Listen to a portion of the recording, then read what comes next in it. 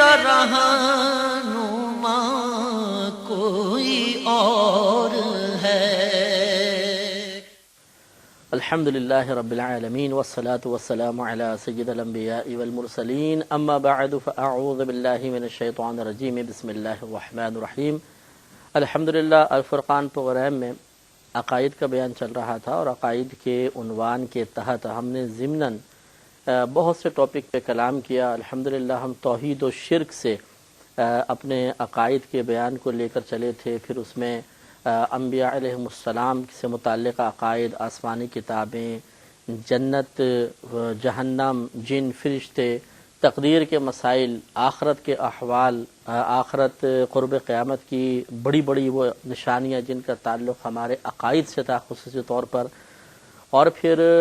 نبوت کے ضمن میں بہت سارے اور ہم نے مسائل عرض کیے۔ عصمت انبیاء کا مسئلہ جسے آپ کی خدمت میں عرض کیا تھا۔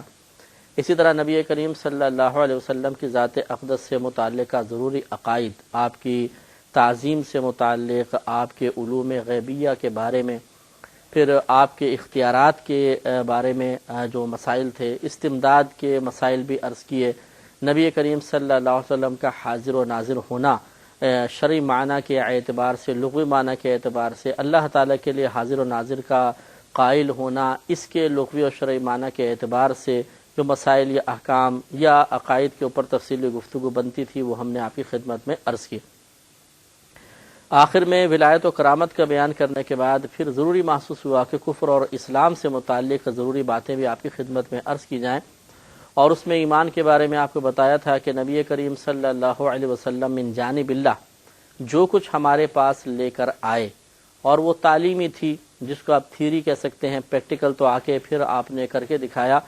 وہ تمام تھیوری کو دل سے حق اور سچ سمجھنے کا نام ایمان ہوتا ہے۔ جو ایمان کا حامل ہوتا ہے اس کو مومن کہا جاتا ہے۔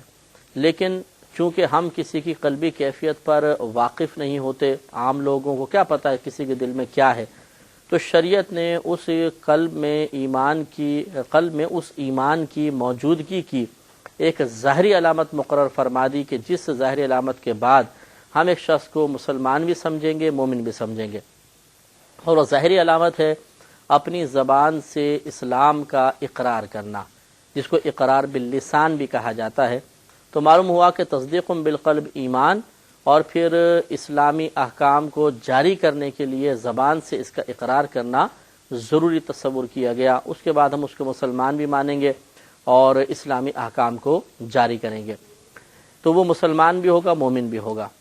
پھر اس کے بعد ہم نے آپ کو کفر کے بارے میں بتایا تھا کہ بعض مسائل ایسے ہوتے ہیں جو ضروریات دین کہلاتے ہیں۔ یہ وہ مسائل ہوتے ہیں کہ جن کا جاننا ہر عاقل بالغ مسلمان مرد و عورت کے لیے لازم ہوتا ہے،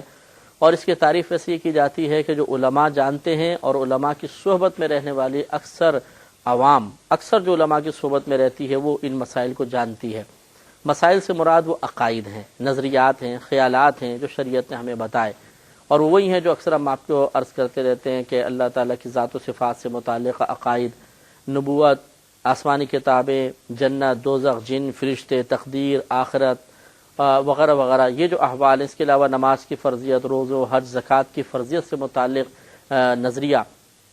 یا عقیدہ، یہ جو تمام چیزیں ہیں یہ ضروریات دین کہلاتی ہیں۔ لہذا کافر اس شخص کو کہتے ہیں کہ جو ضروریات دین میں سے کسی چیز کا انکار کر دے، تو وہ کافر ہے حقیقتاً، بس اس کے علاوہ کوئی کافر ہوتا نہیں ہے۔ حقیقت یہی ہے بس کہ جو ضروریات دین کا انکار کرے گا وہ کافر ہوگا۔ پھر نبی کریم صلی اللہ علیہ وسلم جو کچھ اللہ کے پاس سے تعلیمات لے کر آئے، یقینی سی بات ہے کہ وہ تمام تعلیمات ضروریات دین پر مشتمل نہیں ہے، ان میں سے ایک حصہ ضروریات دین کا ہے اور باقی حصہ جو ہے وہ ضروریات دین کے علاوہ تعلیمات ہیں۔ تو اس لحاظ سے ان نبی کریم صلی اللہ علیہ وسلم کی تعلیمات کے انکار کرنے کی بھی دو قسمیں بن جائیں گی، ضروریات دین کا انکار، ضروریات دین سے علاوہ کا انکار۔ اگر کوئی شخص ضروریات دین کا انکار کر بیٹھے تو وہ کافر و مرتد ہوتا ہے، اور یہ جو کفر ثابت ہوا اس کے انکار کرنے کی وجہ سے، اسی کو کفر التزامی، کفر صریحی اور کفر اتفاقی کہا جاتا ہے۔ اتفاقی اس لیے کہتے ہیں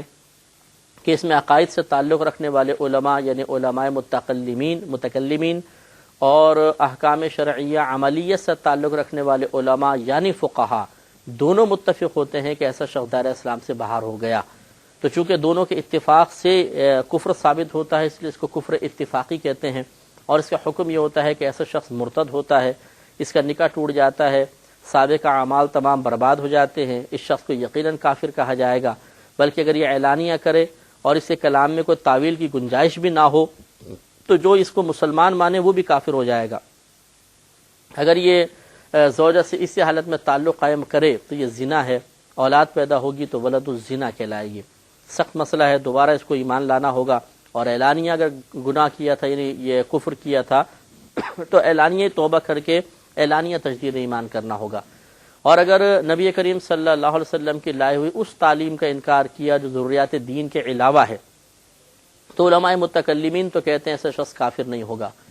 لیکن اس تعلیم میں سے اگر ایسا انکار کیا گیا کہ فقہا یہ دیکھتے ہیں کہ اگر اس کے آخری نتائج تک ہم چلتے جائیں، اس کے پیچھے چلتے جائیں تو آخر ایک وقت ایسا آئے گا کہ ضروریات دین کے انکار پر جا کر بات ختم ہوگی، تو اس لیے وہ پھر ایک حد بندی قائم کرنے کے لیے، لوگوں میں احتیاط پسندی کے مادے کو بڑھانے کے لیے وہ اس غیر کفر کو بھی کفر قرار دے دیتے ہیں، اور احتیاط اس میں کرتے ہیں کہ اس میں قول یا فعل کو کفر کہتے ہیں، کہنے والے یا کرنے والے کو کافر نہیں کہتے، قائل یا فاعل کو کافر نہیں کہتے، قول یا فعل کو کفر کہہ دیتے ہیں۔ ایسے شخص کا حکم یہ ہوتا ہے کہ ہم کہتے ہیں احتیاطاً آپ تجدید ایمان کریں، تجدید نکاح کریں، اور اس سے جو کفر ثابت ہوتا ہے اسے کفر لزومی، کفر غیر اتفاقی اور کفر غیر صریحی کہا جاتا ہے۔ میں بہک سکوں یہ مجال کیا میرا رہا ہے۔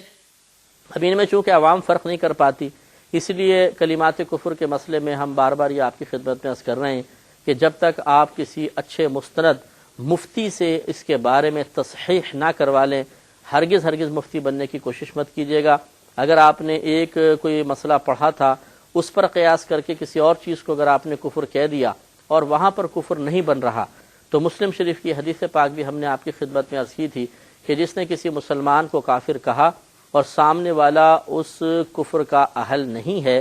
تو یہ کہنے والے کی طرف لوٹ آتا ہے، یعنی خود کہنے والا کافر ہو جائے گا۔ اس لیے کوئی آسان بات نہیں ہے کہ کسی کے اوپر ایک دم کفر کا فتویٰ جاری کر دیا جائے، بلکہ احتیاط پسندی اور تقوی اور پرہیزگاری یہ ہے کہ پہلے اس کو مسلمان تصور کیا جائے، پھر احتیاط پسندی کے ساتھ مشورے کے بعد فتویٰ لینے کے بعد پھر دائرہ ادب میں رہ کر اس کو بتایا جائے کہ آپ کے ساتھ یہ مسئلہ ہو چکا ہے، تاکہ وہ شخص اصلاح کی طرف مائل ہو جائے۔ تو بہرحال یہ وہ تفصیل ہے جو تقریباً ہر پروگرام سے پہلے میں بار بار اس لیے عرض کر دیتا ہوں کہ عنقریب پھر ہمارے عقائد کا چیپٹر کلوز ہو جائے گا، اس کے بعد پھر ہمیں دوبارہ ہم اس کی طرف نہیں آ سکیں گے، ہم نیا ایک ٹاپک لے کر آئیں گے الفرقان میں، اور اس پر قرآن کے اور حدیث کے حوالے سے گفتگو ہوگی۔ اور آخر میں جو ہمارے پچھلے پروگرام کے لحاظ سے بات چل رہی تھی وہ یہ تھی کہ اگر کسی شخص میں بد مذہبیت کے آثار نمایاں ہو جائیں، آپ یہ ملاحظہ کریں کہ وہ اللہ تعالیٰ کی شان میں گستاخیاں کر رہا ہے، نبی کریم صلی اللہ علیہ وسلم کے بارے میں نازیبہ کلمات کہہ رہا ہے، اسی طرح صحابہ کرام علیہم الرضوان یا آسمانی کتابوں یا حکمت الہیہ پر وہ بڑھ چڑھ کر کلام کرنے کی جسارت و جرت اور ہمت کر رہا ہے جس کی شریعت نے اس کو اجازت بھی نہیں دی ہے، تو ایسے شخص کی صحبت سے بچنے کی کوشش کریں، چاہے وہ ہمارے ماں باپ ہوں، چاہے بہن بھائی ہوں، چاہے دوست احباب ہوں۔ میں نے اس پہ آیات کریمہ آپ کو سنائی تھی کہ قرآن نے واضح طور پہ، اللہ تبارک و تعالی نے واضح طور پہ بیان فرما دیا کہ جو اللہ تعالیٰ اس کے رسول کے خلاف ہوگا وہ چاہے تمہارے ماں باپ کیوں نہ ہو، تمہارے بیٹے کیوں نہ ہو، ان سے تمہیں دور رہنا ہوگا۔ خلاصہ تعلیم یہی ہے۔ چنانچہ اس پر میں ایک دو واقعہ آپ کو عرض کر رہا تھا، ایک امیر المومنین عمر فاروق رضی اللہ تعالیٰ عنہ کا واقعہ عرض کیا تھا جس میں آپ کسی شخص کو اپنے گھر لے گئے، مہمان تھا، لیکن کوئی بد مذہبیت کے آثار اس سے ظاہر ہو گئے،